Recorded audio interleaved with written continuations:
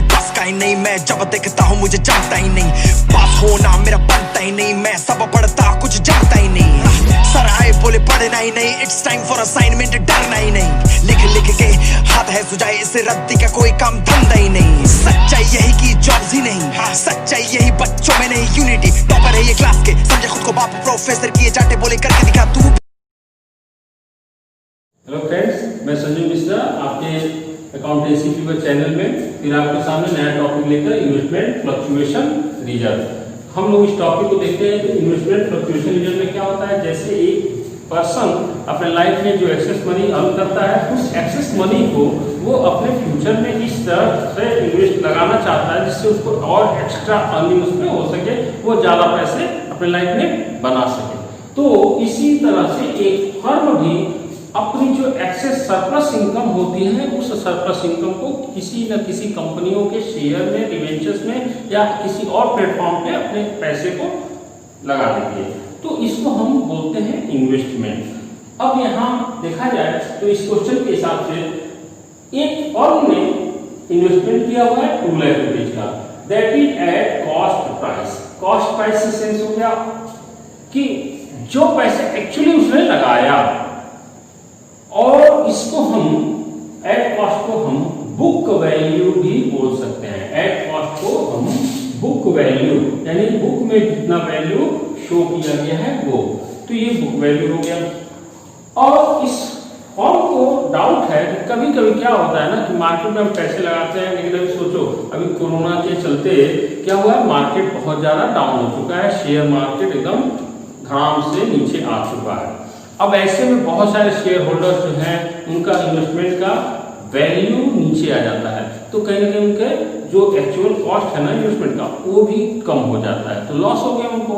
जैसे 2 लाख रुपये लगाया और मार्केट डाउन हो गया, शेयर की रेट कम हो गई, तो अब उसका रेट हो गया 1,80,000 1,60,000 व्हाटएवर। तो मीन्स कि ऐसे में कई बार लॉस हो जाता है।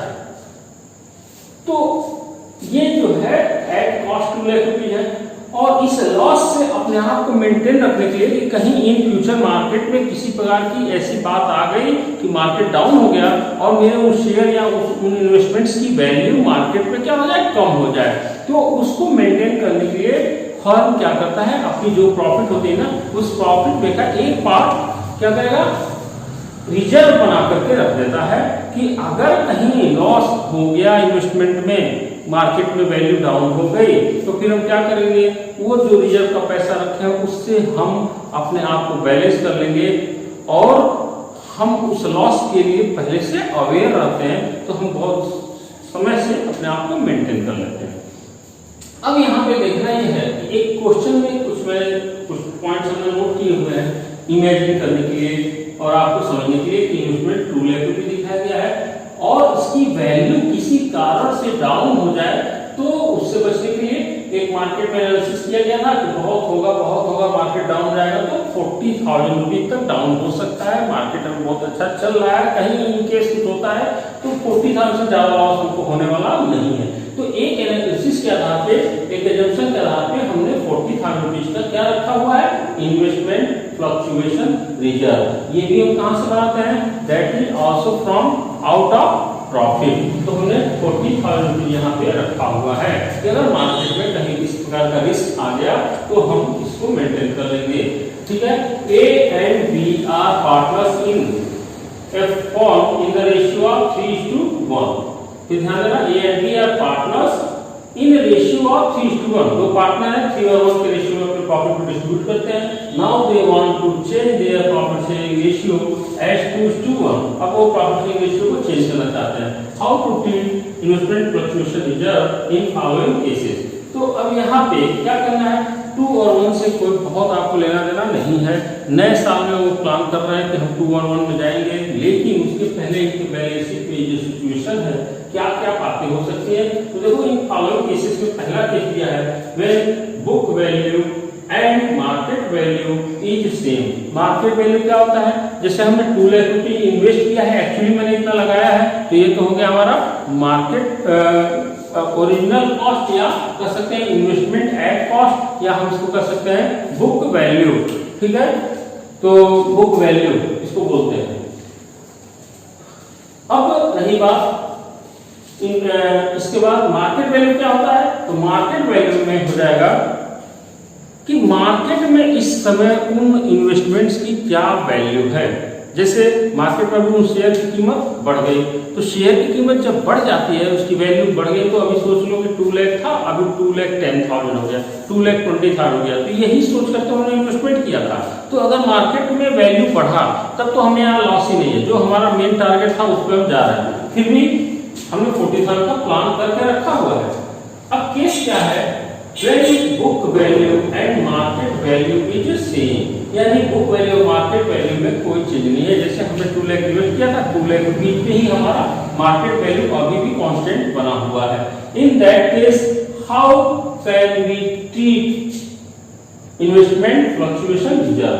तो केस 1 यहाँ दिख रहा है, यहाँ पे मार्केट में पोजीशन सेम है, आपको बहुत ज्यादा कोई लॉस नहीं है और ना ही कुछ इंप्रूवमेंट है, कुछ आपको एक्स्ट्रा अर्न नहीं है। लेकिन जिस काम के लिए लॉस हो सकता है आपने रखा था, वो लॉस हुआ नहीं, और इसलिए ये मनी, ये जो रिजर्व है वो आपका फ्री हो जाता है। और ऐसे में जैसे आप गवर्नमेंट कंपेंसेशन रिजर्व का ट्रीटमेंट करते थे ना, वही चीज यहाँ पर हो गया इन्वेस्टमेंट फ्लक्चुएशन रिजर्व। क्या दिख रहा है यहाँ पे, क्रेडिट बैलेंस। अब उसको डेबिट कर देंगे, ये नील हो गया। और अब ये पैसा गया कहाँ, तो इसको पार्टनर्स अपने ओल्ड रेशियो में डिस्ट्रीब्यूट कर लेंगे। तो ओल्ड रेशियो में डिस्ट्रीब्यूट करेंगे, तो यहाँ पार्टनर्स हैं कितने भाई, तो 2 पार्टनर हैं, तो 2 एज कैपिटल और 2 बीच कैपिटल, ये हो गया। अमाउंट कितना था इसमें, 40,000 रुपी, तो ये 40,000 रुपी यहाँ आ गया, और 3 अमाउंट में डिस्ट्रीब्यूट कर लिए, तो 30,000 एंड 10,000।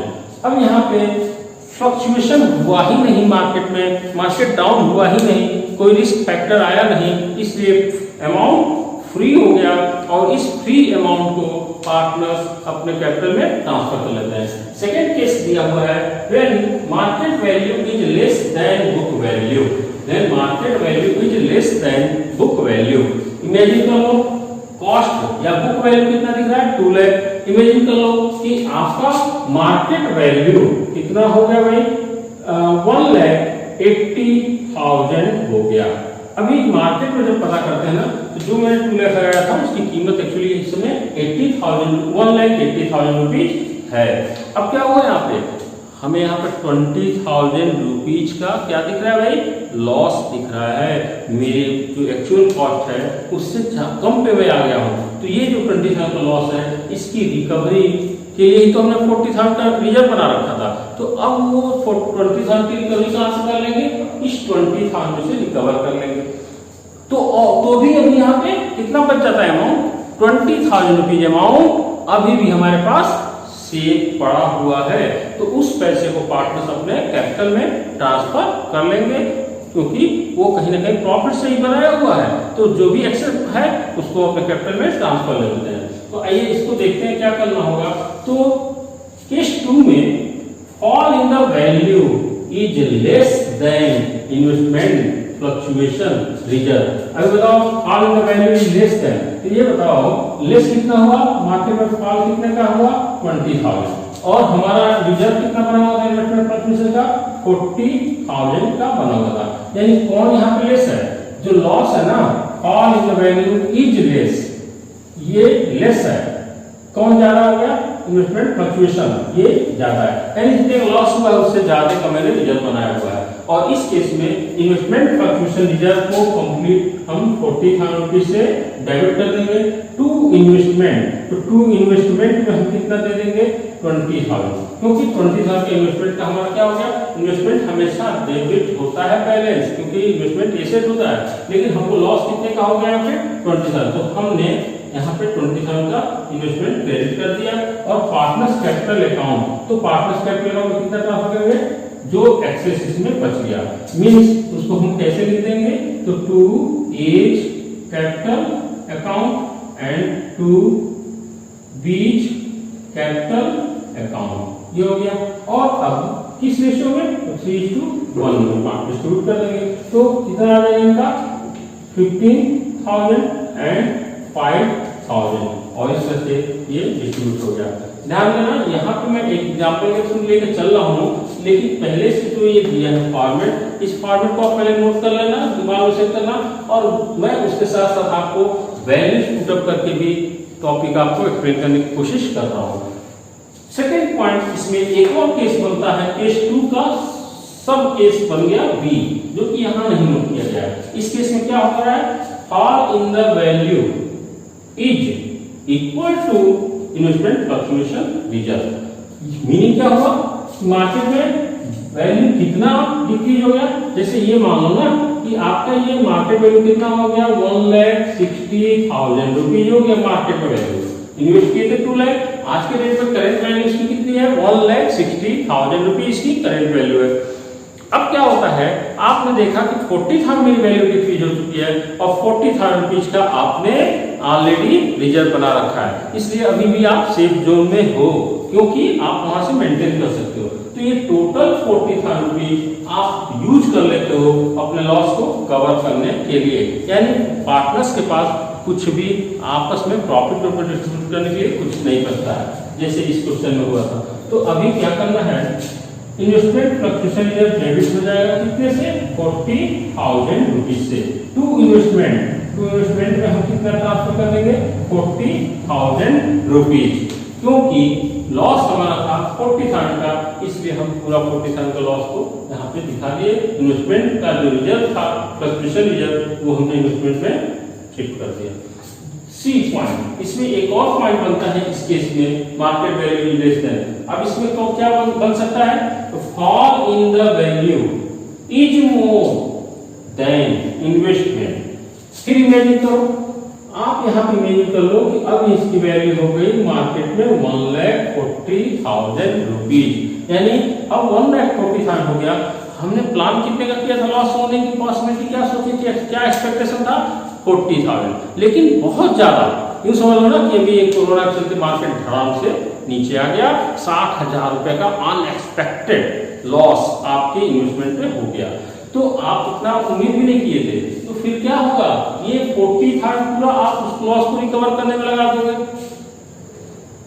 लेकिन उसके बावजूद भी आपको 20,000 रुपीज का अननेसेसरी एक और लॉस उठाना पड़ेगा।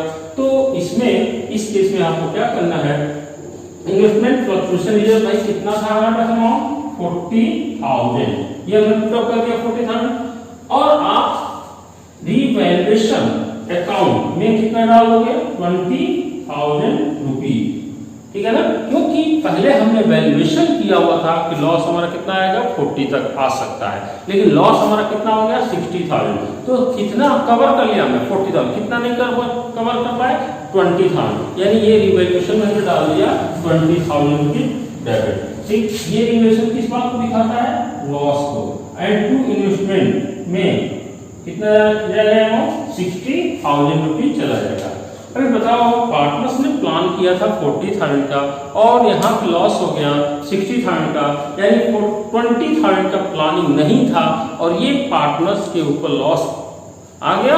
तो पार्टनर्स जैसे प्रॉफिट को कैपिटल में डिस्ट्रीब्यूट करता था, उसी तरह से अगर देखा जाए तो यहाँ पार्टनर्स को लॉस भी कैरी करना पड़ेगा, यानी लॉस होने से कैपिटल क्या होता है, डिक्रीज, और कैपिटल डिक्रीज होता है तो कैपिटल को क्या करते हैं, डेबिट, इसलिए पार्टनर्स कैपिटल कौन डेबिट टू रिवैल्यूएशन, मैं पहले टू रिवैल्यूएशन की वैल्यू रख दिया 20,000 और पार्टनर्स कैपिटल वैल्यू पार्टनर्स का नाम रख दूं तो एज कैपिटल अकाउंट डेबिट हो गया, बीच कैपिटल अकाउंट डेबिट हो गया, अमाउंट कितना हो गया 15,000 एंड 5,000 रुपीज।